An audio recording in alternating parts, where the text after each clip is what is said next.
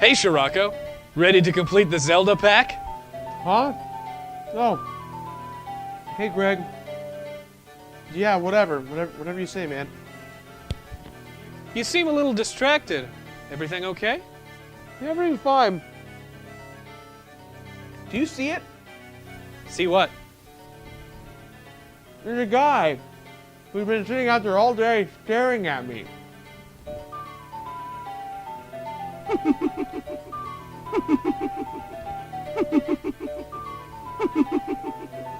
You see it, right?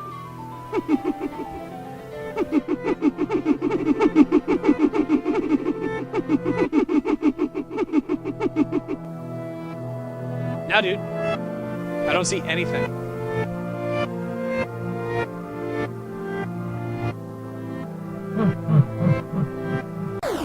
Yes!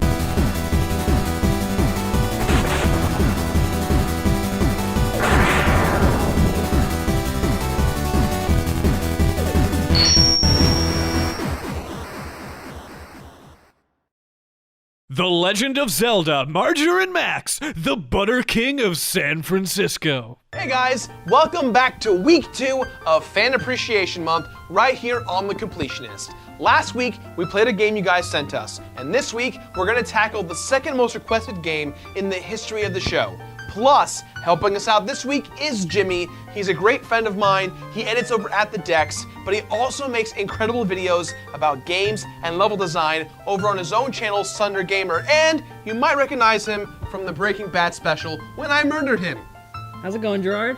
Thank you for having me on the show. And I just wanted to ask, now that you're done, or that you're doing Majora's Mask, you think you're gonna finish the Mario All-Stars pack?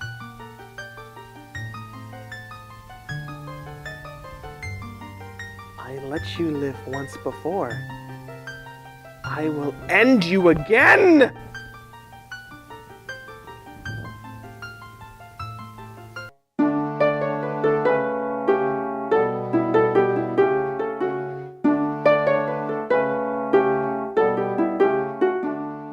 The Legend of Zelda Majora's Mask. Majora's Mask is arguably the weirdest Zelda game, but strangely, it is also often cited as one of the best N64 games of all time. Maybe even just one of the best games of all time. Yeah, pretty crazy. It started off as a remixed disc drive port of Ocarina of Time. Then a man named Eiji Aonuma told Shigeru Miyamoto it was boring, so Miyamoto challenged him to make an all-new game in just a year, and so Majora's was born. Aonuma's still directing Zelda games to this day. But Bitman and Mini Skrillex, what about Link's Awakening? Isn't that the weirdest Zelda? And why didn't you wait for the 3DS remake? We all swear it's coming. Well, you know, I actually love Link's Awakening, and I think it's an amazing game. Maybe I'll even play it on the show someday, but I have to finish the collector's pack first. And the 3DS version, if it does ever exist, isn't a part of it either. Still, if it comes out and it's different enough, I'll do an update video on it. Oh, an update video? Boring. I refuse to accept the idea of doing one. Can't we just play the Song of Time and warp back and add stuff in later? Warp me back! Warp me back, Scotty! Is he always like this? I blame Banjo-Kazooie.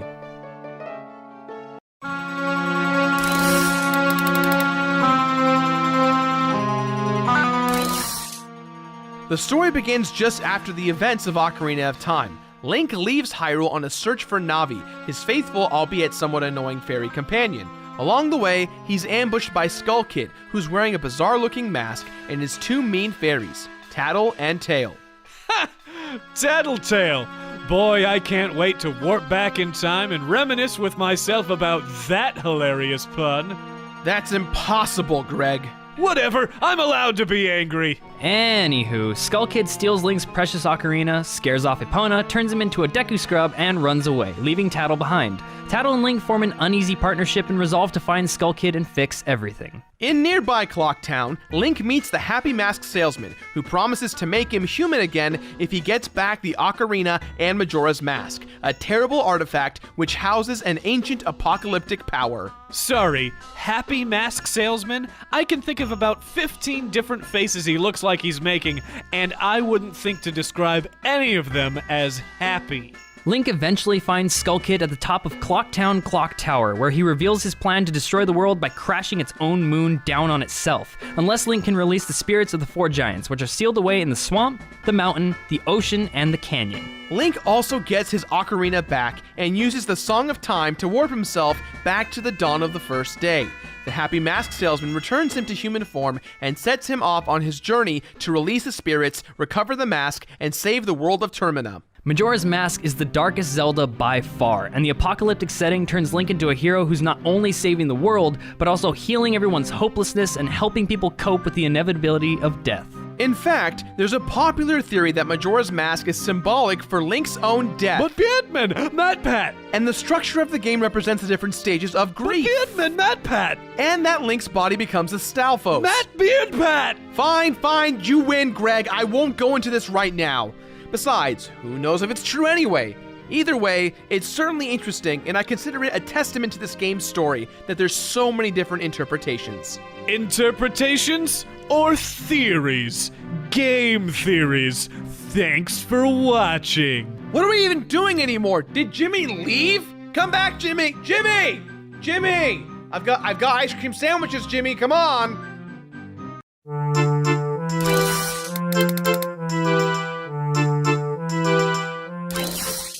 Even though Majora's Mask was built in the same engine as Ocarina of Time and reuses a lot of the same assets, there's tons of new stuff too, and for what it's worth, everything looks and feels a little fuller and better. The world feels more detailed, scarier. This can all likely be chalked up to the expansion pack, which was required for this game to run. The tone is a blend of dark, scary, funny, and twisted. That's a rare thing to feel so powerfully from an N64 game, and it's aged fairly well too. It definitely feels more retro and cool than old and boring. Also, the soundtrack is amazing. It features some of composer Koji Kondo's best and most hauntingly beautiful works. Song of Healing, anyone?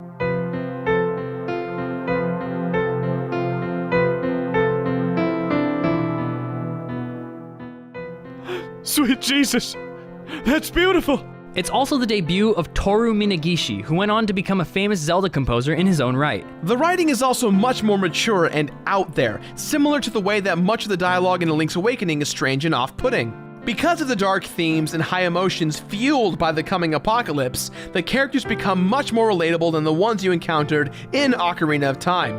It's little things like this that help Majora's Mask to feel like it's its own thing, separate from its much more famous older brother. Yeah, man, don't you ever wonder what would happen if we warped back in time to when Ocarina of Time first came out and then you... Greg! Maybe we wouldn't have to make an update video.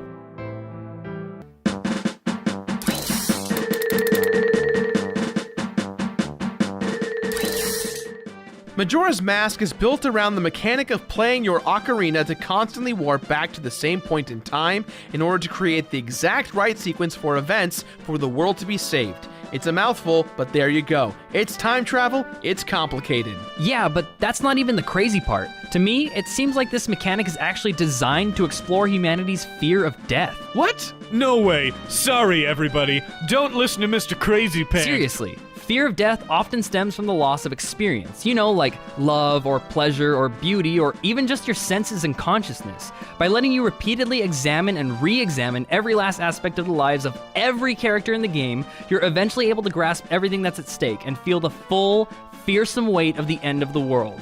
Everything in this game is designed around this one principal concept. The feel of the game is largely similar to Ocarina of Time, but it's much more refined and expanded, with fewer temples of greater size and an extreme amount of new and varied gameplay due to the large amounts of masks you find in the game. The masks come from the game's emphasis on side quests, which is built into and perfectly complements the repetitive 3-day structure. Thematically, the masks function as a way to step into someone else's shoes, or experience something you normally wouldn't have been able to, or just see things from another perspective. Most notably, the Deku, Goron, and Zora masks completely transform Link, each allowing its own attacks and bringing with it its own weaknesses and new actions useful for getting around and solving puzzles. Whoa! It's almost like you're saving the world and beating the game by living through the eyes of different cultures. What is this, the Olympics? Yikes. Sorry, everybody. Pull it together, Greg. Man, You know, this might be the saddest game about togetherness I've ever seen. It's amazing how deeply it resonates through the actual gameplay mechanics. You keep track of all the side quests in the Bomber's Notebook, which brings you around to all the different branching paths and routines of all the various colorful characters in Termina. The gameplay mechanics vary widely between quests too, and even though this game is technically much smaller than Ocarina of Time, it feels much bigger and deeper. And because you're often rewarded with new masks and therefore new skills, you always feel like you're progressing, and there's always more to be done. My favorite mask has got to be the bunny hood. It's not even technically a mask, but it's really fun to use. You know, now that I think of it, why didn't they make Link that fun to control for the rest of the game? Oh well. Because of the way in which Majora's Mask is deep, it places you as the player outside the world looking in, the way you might feel when doing an in-depth analysis of a complex novel or dissecting symbolism in a film. All of Termina feels like a giant puzzle waiting to be solved. None of the side quests feel rushed or shallow, and it leaves Majora's Mask with some of the most unique gameplay in the entire Zelda franchise. For more traditional completionists out there, there's also 52 heart pieces, the most in any Zelda game, and 6 bottles. There's a lot to do. Yep, and Tingle. Can't forget about Tingle. He's weird. Tingle.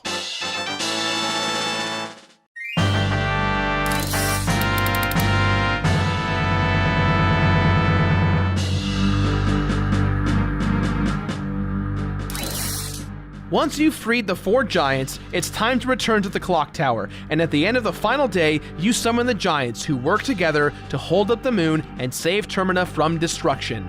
Defeated, Majora's Mask leaves Skull Kid and heads inside the moon, and Link has no choice but to follow. Inside, he finds a weird, serene field populated with 5 children, 4 wearing the boss masks from the 4 temples and 1 wearing Majora's Mask. Talk to Majora's Kid, and it's on. What follows is one of the craziest boss fights of all time, and certainly the most disturbing in a Nintendo game. The first section pits you against the mask itself and its creepy octopus tentacle things. This section is fairly easy, and with enough light arrows, your mirror shield, and a little patience, you'll be done in no time. For a moment, anyway, until the mask transforms into Majora's incarnation. It moonwalks, dances around, and screams freakishly. Couple that with the insane soundtrack, and holy crap, none of us will ever be the same again! It's too scary! It's too weird! It's too stew! Relax, Greg. This fight's not super tough, and it's over fairly quickly. Then comes Majora's Wrath. Who's arguably even more stew than the last guy! Whatever. But the fight does finally start to feel a little challenging at this point. Still, if you're careful enough to dodge the flesh whips, and you're quick enough with your light arrows, you can take her down in no time. Is it a her? Him? What exactly is Majora anyway? So you defeat the creature, the moon is destroyed, and the power leaves the mask. Tattle and Tail are reunited, Epona is back, and the Skull Kid just kind of returns to normal. There's no big speech. He's just a vulnerable little guy. Naive, even. The happy mask salesman takes his leave as well, and as things are finally wrapping up, you can't help but wonder whether there was actually any point to anything. What? The whole game was pointless? But that's so depressing. Quick, Gerard, let's warp back in time and stop ourselves from playing it in the first place. Actually, Greg, I think the pointlessness itself might actually be the point after all. Okay. Look, check it out, Greg. There's no Zelda or Ganon in this game to distract you from the sadness and daily struggles of normal people. And in the end, the evil you defeat seems random and unfair and meaningless, like a bully who can't express his emotional frustrations any other way. And that might be the actual lesson of Majora's Mask, that there's no true good and evil in the world, only life and death.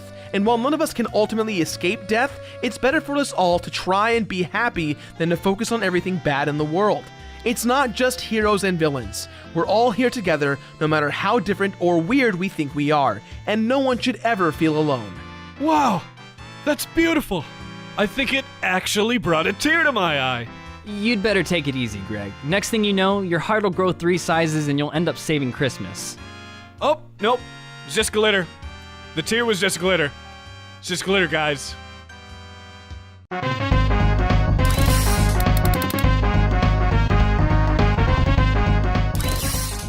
Because Majora's Mask is practically made up of side quests, it's tough to say which ones are bonuses or not.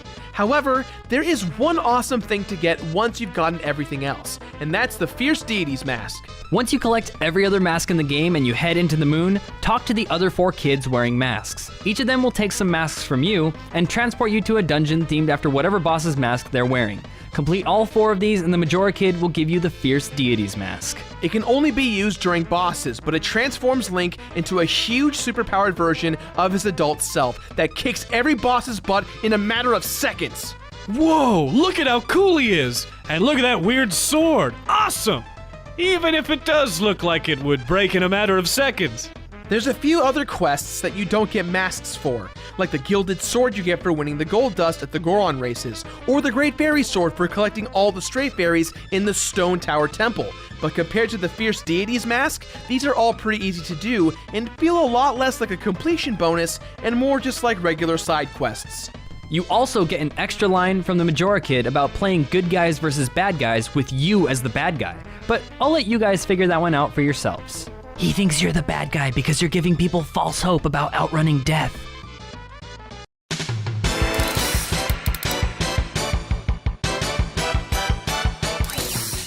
As with most Zelda games, much of the difficulty comes from the toughness of the puzzles and the layouts of the temples. So while you're not often in danger, there's a large risk of having to tediously retrace your steps rather than actual physical challenges. For example, the Great Bay Temple suffers from the same problems the original Water Temple does. It's not especially difficult to wrap your head around or execute, it's simply too damn tedious to do anything and everything in the temple.